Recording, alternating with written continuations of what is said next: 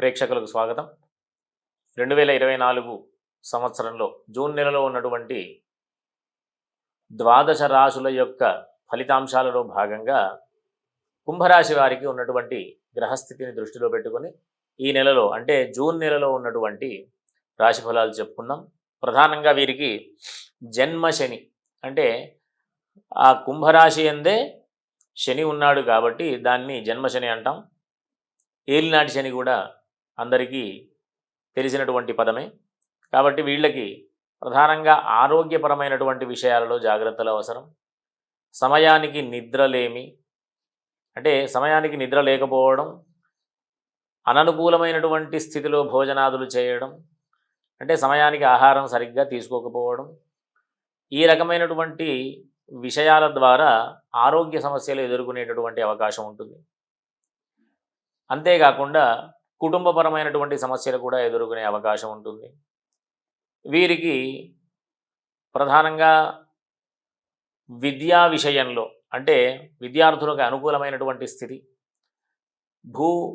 గృహాలకి అంటే ఇళ్లపైన భూమి మీద పెట్టుబడి పెట్టే వాళ్ళందరికీ కూడా అనుకూలమైనటువంటి స్థితి.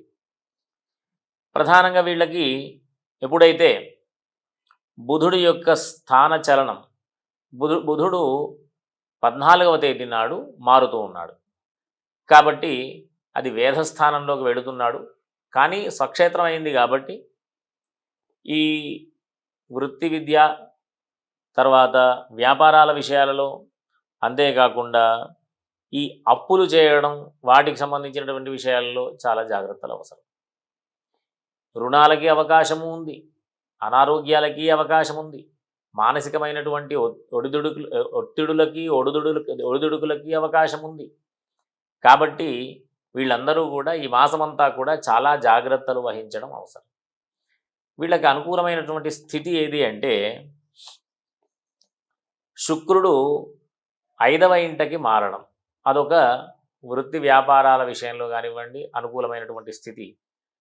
శుక్రుడి వల్ల ఇటు కుజుడి వల్ల వృత్తి ఉద్యోగ వ్యాపారస్తులందరికీ కూడా మంచి అవకాశాలని కల్పించే పరిస్థితి. అనారోగ్య సమస్యలు ఉన్నప్పటికీ కూడా చేసేటటువంటి పనులలో ముందుకు వెళుతూ అన్ని ఇబ్బందుల నుంచి అధిగమిస్తూ వృత్తి వ్యాపారాలలో అభివృద్ధి పొందేటటువంటి అవకాశం ఉంది. కాబట్టి ఈ కుంభరాశి వారందరూ కూడా ఆరోగ్యపరమైనటువంటి విషయాల్లో జాగ్రత్తలు వహించడం అవసరం. అంతేకాకుండా కుటుంబపరమైనటువంటి విషయాలలో జాగ్రత్తలు అవసరం. కాకపోతే ఆర్థికపరమైనటువంటి విషయాలు అంటే ఆర్జిత ధనం కానివ్వండి, లాభధనం కానివ్వండి, అంటే దాచుకున్నటువంటి డబ్బులు కానివ్వండి, ప్రతినిత్యం వచ్చేటటువంటి లాభదాయకమైనటువంటి ధనం కానివ్వండి, వీటి రెండిటికి సంబంధించినటువంటి ఇబ్బందులు వీళ్ళు అధిగమించేటటువంటి ప్రయత్నం చేయాలి. అంటే అంత అనుకూలమైనటువంటి స్థితి కాదు. ఆ 2 స్థానాలకు సంబంధించినటువంటి అధిపతి వేధస్థానంలో అంటే ఇబ్బంది కలిగించే స్థానంలో ఉన్నాడు. కాబట్టి ఈ కుంభరాశి వారికి ప్రధానంగా ఈశ్వరారాధన చేయడం అత్యంత అవసరం. ఆంజనేయ స్వామికి సంబంధించినటువంటి ఆరాధనలు, ఈశ్వరుడికి సంబంధించినటువంటి ఆరాధనలు చేయడం వీరికి అత్యంత అవసరంగా మనం ఈ నెలలో చెప్పుకోవచ్చు. ఈశ్వరారాధన అంటే ప్రతి గురువారం ఈశ్వర దర్శనం, ఈశ్వరుడికి సంబంధించినటువంటి అర్చనలు, అభిషేకాలు. శనికి సంబంధించిన విషయాలకు వస్తే శనివారం రోజు ఆంజనేయ స్వామికి సంబంధించినటువంటి దర్శనం, దానికి సంబంధించినటువంటి అర్చనలు, అభిషేకాదులు, నాగవల్లి దళార్చనలు మొదలైనటువంటివన్నీ కూడా మనం ఇబ్బందుల నుంచి అధిగమించేటటువంటి పరిస్థితిని కల్పిస్తాయి.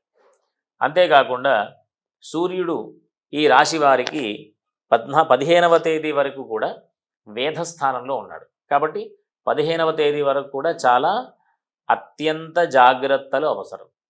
అంతేకాకుండా జీవిత భాగస్వామితో అవకాశం ఉన్నంత వరకు సామరస్యంగా సహనంతో జీవనాన్ని గడపవలసిందిగా అందరికీ కూడా మనవి చేస్తున్నాం. ఎందుకు అంటే ఈ కళత్ర స్థానాధిపతి గోచారంలో కళత్ర స్థానాధిపతి వచ్చి వేధస్థానంలో ఉన్నాడు. ఆ వేధస్థానం నుంచి అధిగమించి అనుకూలమైనటువంటి స్థితిని పొందాలి అంటే ఈ రవికి సంబంధించి అంటే ఆదిత్య హృదయం పారాయణ చేయడం, ప్రతిరోజు కూడా లేవగానే స్నానం కాగానే సూర్యుడికి నమస్కారం చేయడం మొదలైనటువంటి పనులు చేయాలి. కాబట్టి వీళ్ళందరికీ కూడా ఇబ్బందుల నుంచి అధిగమిస్తూ చక్కగా జీవనాన్ని గడుపుతూ ఆ ఈశ్వరుడి యొక్క అనుగ్రహం వల్ల మంచి శుభ ఫలితాలని పొందాలని ఆశీర్వదిస్తూ స్వస్తి.